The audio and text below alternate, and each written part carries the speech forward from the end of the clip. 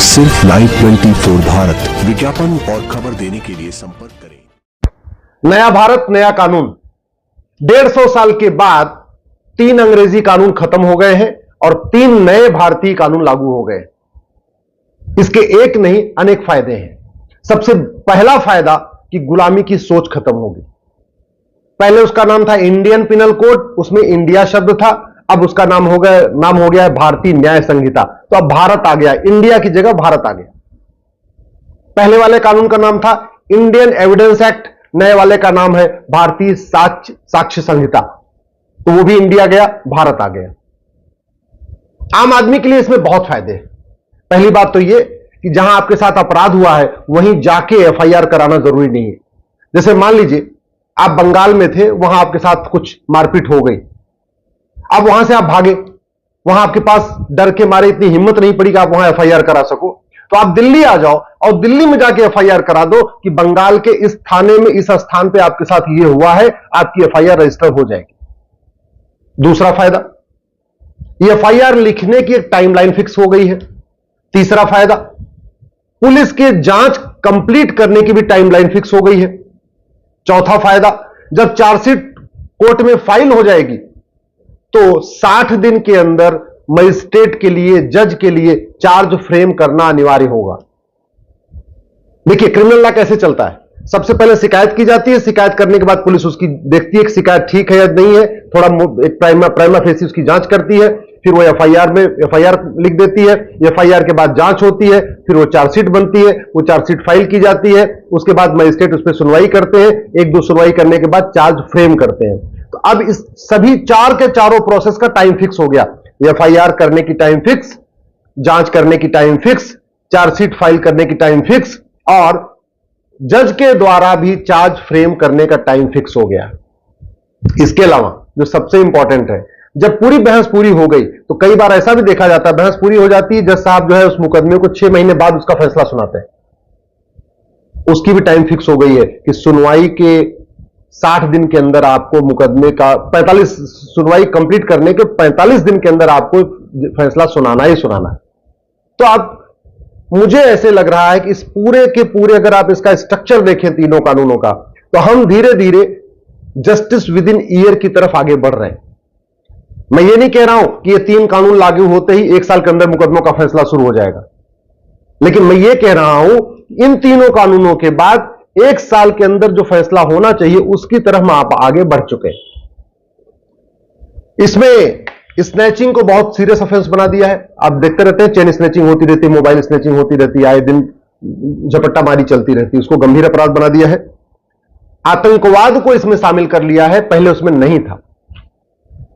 पहले आईपीसी में राजद्रोह था, देशद्रोह नहीं था। यानी शासन की बुराई करना, शासन के खिलाफ कुछ करना अपराध था, लेकिन देश के खिलाफ कुछ करना अपराध नहीं था। अब उल्टा हो गया, शासन के खिलाफ आप कुछ भी करिए कोई फर्क नहीं पड़ेगा, लेकिन अगर आपने देश के खिलाफ कुछ किया तो गंभीर अपराध माना जाएगा। तो अब राजद्रोह की जगह देशद्रोह आ गया है। अच्छी बात यह है कि अगर आप देश के बाहर बैठ के कुछ करते हैं तो भी आपको यहां घसीटा जा सकता है। आप भारत के अंदर से भारत के खिलाफ कुछ करिए या भारत के बाहर बैठ के पन्नू जैसे या खालिस्तानी तरीके कुछ करिए, तो भी आपके खिलाफ ये मुकदमा यहीं दर्ज हो जाएगा और ये जो भारतीय न्याय संहिता है उसमें इसको शामिल कर लिया गया। जो भारतीय साक्ष्य संहिता है उसमें इलेक्ट्रॉनिक एविडेंस को भी एविडेंस मान लिया गया।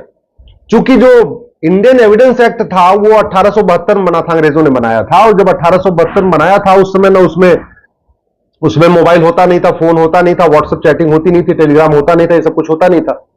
तो इलेक्ट्रॉनिक एविडेंस को इंडियन एविडेंस एक्ट में एविडेंस नहीं माना जाता था।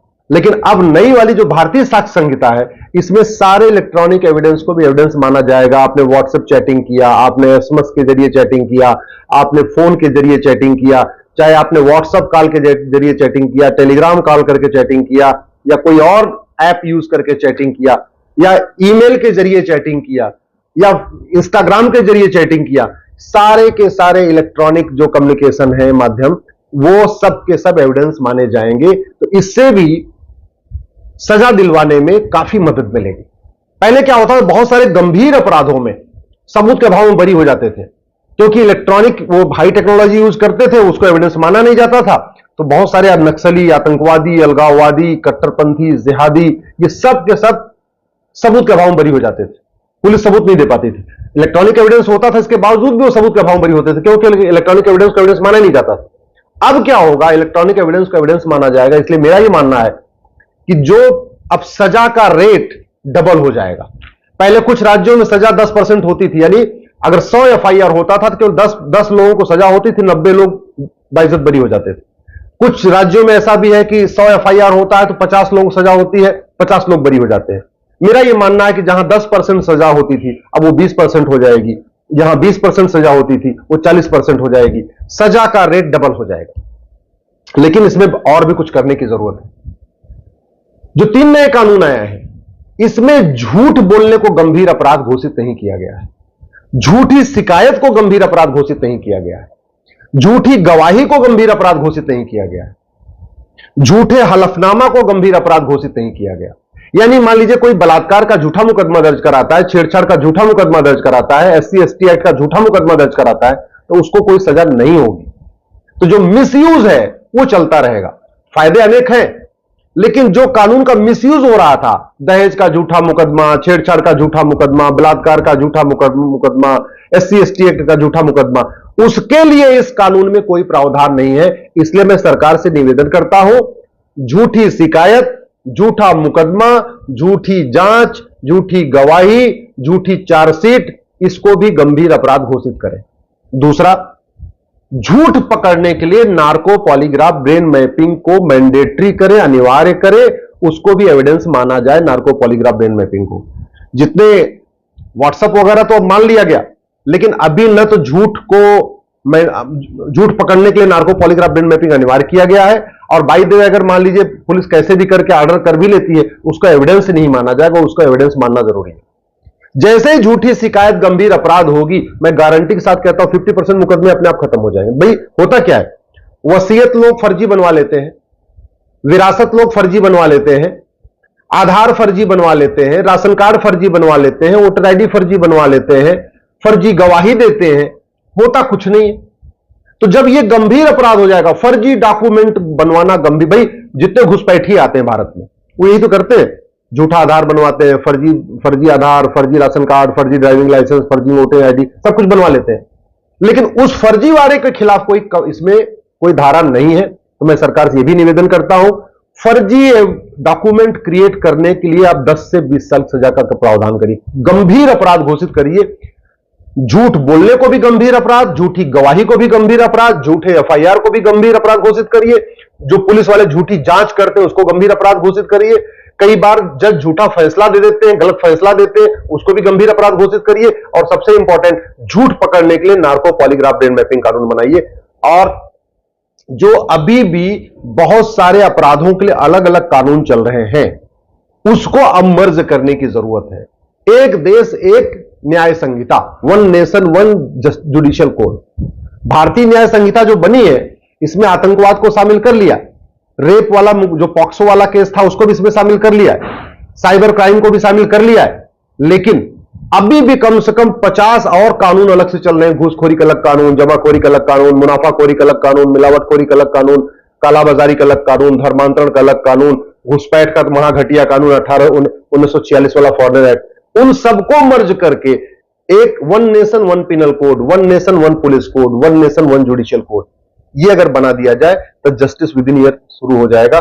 मेरा यह मानना है, जैसे ये 3 नए कानून बने हैं, ऐसे बहुत जल्द ही 1861 का जो पुलिस एक्ट है उसको भी खत्म कर दिया जाए और 1861 के पुलिस एक्ट की जगह एक नया कानून लाया जाए, भारतीय पुलिस संहिता। अच्छा, लफ्ज जिहाद इसमें आ गया है, ये बड़ी अच्छी बात है कि लफ्ज जिहाद की जो धारा इसमें आ गई है। इसलिए राज्यों पे डिपेंड होने की जरूरत नहीं है, लफ्ज जिहाद पूरे देश में एक अपराध हो चुका है।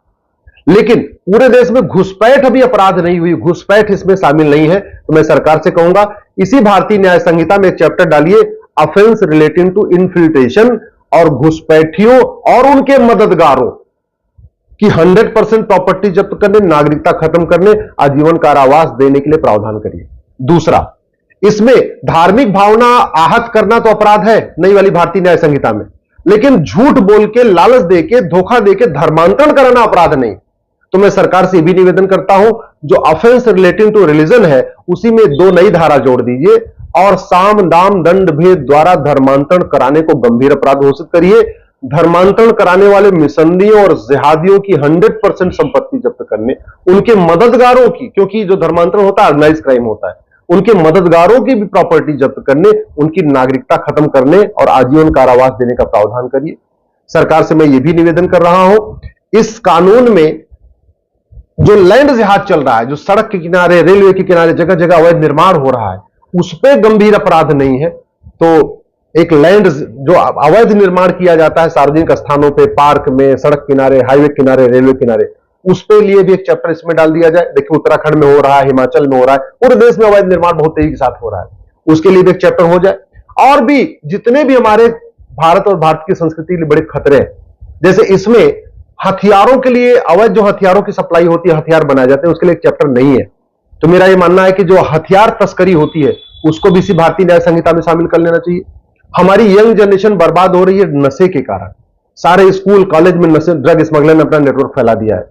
तो एक ऑफेंस रिलेटिंग टू ड्रग्स, नशा तस्करी का भी एक चैप्टर इसमें शामिल कर लिया जाए। मेरा कहने का मतलब अब अलग अलग कानूनों को सबको इसमें शामिल करके एक 1 नेशन 1 पिनल कोड बना दिया जाए, 1 नेशन 1 जुडिशियल कोड बना दिया जाए, 1 नेशन 1 पुलिस कोड बना दिया जाए। तो आने वाले टाइम में जस्टिस विद इन ईयर शुरू हो जाएगा, यानी डिस्ट्रिक्ट कोर्ट में भी 1 साल में फैसला होगा, हाई कोर्ट में भी 1 साल में फैसला होगा, सुप्रीम कोर्ट में भी 1 साल में फैसला होगा, तहसील में भी 1 साल में फैसला होगा। और सबसे बड़ी बात ये जो झूठी शिकायत होती है, झूठी गवाही होती है, झूठे मुकदमे के कारण लाखों लोग परेशान हैं, ड्रग स्मगलिंग के कारण लाखों लोग परेशान हैं, ह्यूमन ट्रैफिकिंग के कारण लाखों लोग परेशान हैं, उस पर बहुत कुछ लगाम लगेगी। जो ने अपने शासन की रक्षा के लिए बनाया, चाहे महात्मा गांधी हो, चाहे तिलक महाराज हो, चाहे सरदार पटेल हो, सभी लोग यही कानून के तहत 6-6 साल की सजा काटे थे। इसी कानून के तहत केसरी पर प्रतिबंध लगाया गया था। वो अपने राज्य की सुरक्षा के लिए अंग्रेजों ने बनाया हुआ कानून था। राजद्रोह को हमने जड़ से समाप्त कर दिया है और देश विरोधी हरकतों के लिए नई धारा लेकर आए हैं। पहले सरकार के खिलाफ स्टेटमेंट देना गुनाह था, अब भारत की एकता और अखंडता को क्षतिग्रस्त करने के लिए ये कानून अमल में आएगा। तो आजादी के इतने सालों के बाद ये कानून में बदलाव हुआ है, जो एक बहुत बड़ा परिचायक है हमारे संविधान के स्पिरिट का।